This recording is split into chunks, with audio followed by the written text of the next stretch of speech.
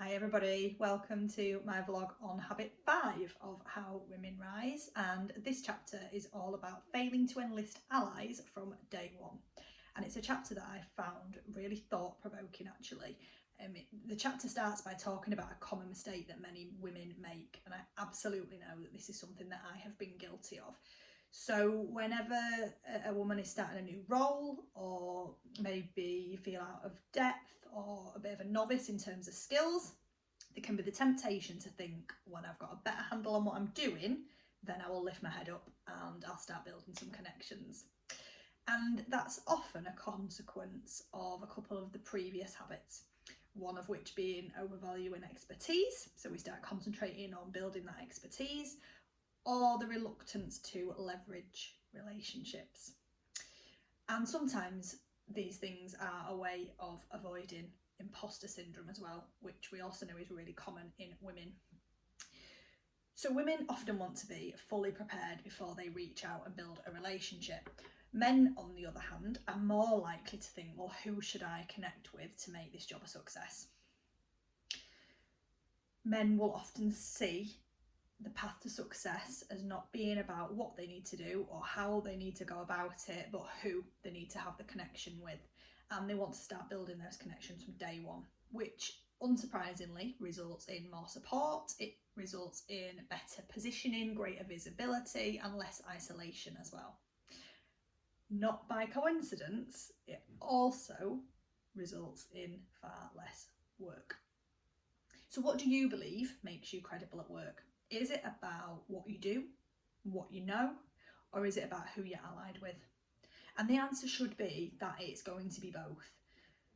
Great connections, but not delivering on what you've said you will, then it won't inspire trust. However, connections that are built with that expertise from the start will make for a smoother path in terms of success. Allies, it's a bit of an interesting one in itself because, it's not a word that particularly gets used a lot, but allies are peers, colleagues, sponsors. It could be senior colleagues, it could be direct reports, it could be internal and external, but either way, it's the people who are your fans.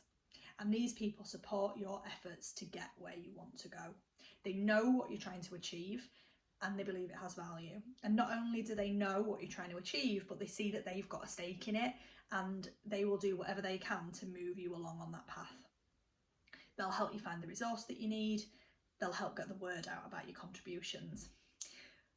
Allyship is a mutual connection, so you do all of those things for them too. The more inclusive your web of allies, the more robust your support is going to be. And Sally and Marshall actually state that allies are the heart and soul of a successful career.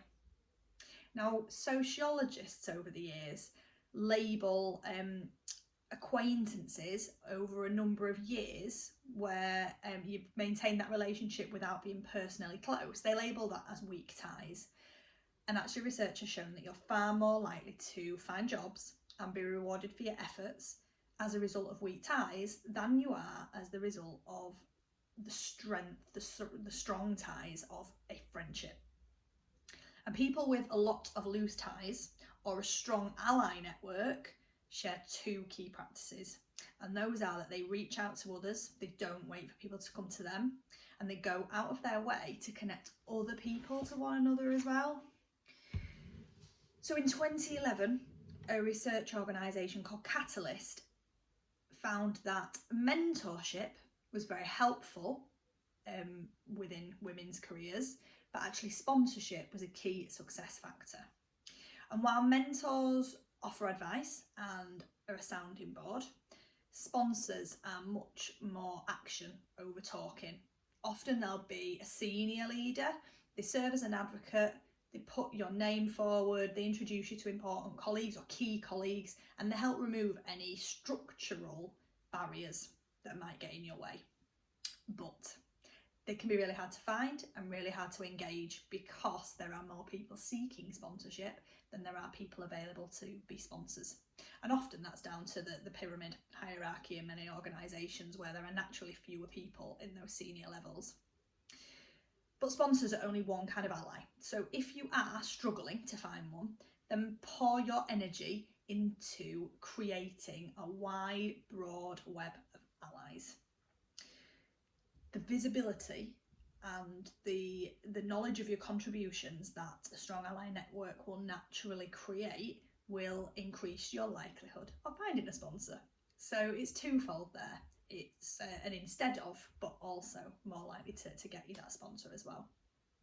Sponsors are motivated to support and sponsor the people who they see as already being on that path to success, rather than waiting around waiting to be noticed. And one of the key ways that you can signal that you're already on that path to success is by having that web of connections. They are going to hear about your progress, your contributions, and what you're up to. Sponsorship is the most effective when it has been earned. So obviously sponsorship, as a result of the ally network, is going to be more earned. People already know what you're up to and want to sponsor you. There's a really interesting point around personal brand as well. So when we think about personal brand being everywhere that you are, it being what is said about you when you're not in the room, we often think about skills, we think about reputation, we think about how we present ourselves and what people are seeing of us. Actually, alliances are part of your personal brand too. And the people who are really good at marketing themselves personally know that. And that is why lots of people will mention names with no discomfort, names of connections in conversation. And name dropping's got a bit of a bad press, really. But name dropping's only a problem if you're mentioning a name of someone who you're not really connected to, or the connection is so tenuous that, you know, it's not worthy of that name dropping as part of your brand.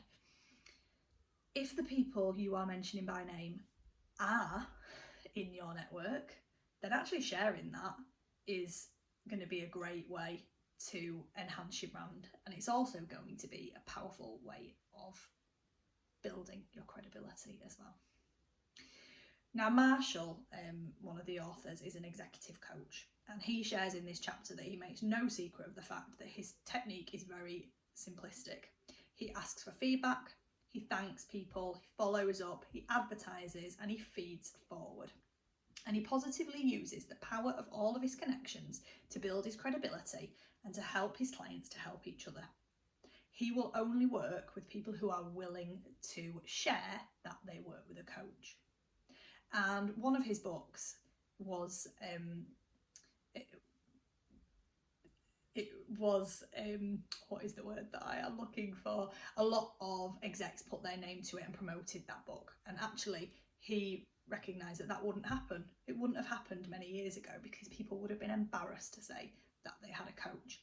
So the fact that they are willing to put their name to it and to support him with that book is really important. So really important that there's people there who actually want to share the work that he does. He also connects them with each other and builds that network of allies who are all able to help each other. So they're all talking about what he does, which of course is enhancing that reputation. When you enlist allies on a project or something that you're doing or want to do, make sure you talk about them in a positive way, make sure you praise what they're doing, and make sure you connect them with other people. So the best time to build an ally network is when you're starting a new job, but it's also useful when you've been in a role for a while. So ask yourself, what do you want your next step to be? What project do you want to be involved in? What is it that you want to be doing next, even if it's not a different role? And then identify 5 people who would be helpful in getting you where you want to be, and start telling them about what it is you want to do. And start pulling people into your network by asking and returning small favours. And this really got me thinking, because I'm not looking to be in a new role, but I will be looking for new opportunities, things to experiment with. And actually already started thinking about how leveraging relationships can help me here. Who are the 5 people that are going to help me to get where I want to be? Because actually, we can't wait around for people to notice. So you can probably tell I had loads of notes on that chapter. It's really struck a chord with me. I think there's some easy action points to put into practice with that one. So thank you for watching. Let me know what you thought, and let me know your actions as well. I'd really like to hear from you and find out what you think to the vlog so far and how it's helped you to make a difference, do something a little bit differently. So thanks for watching. I'll be back soon with habit 6. Take care. Bye.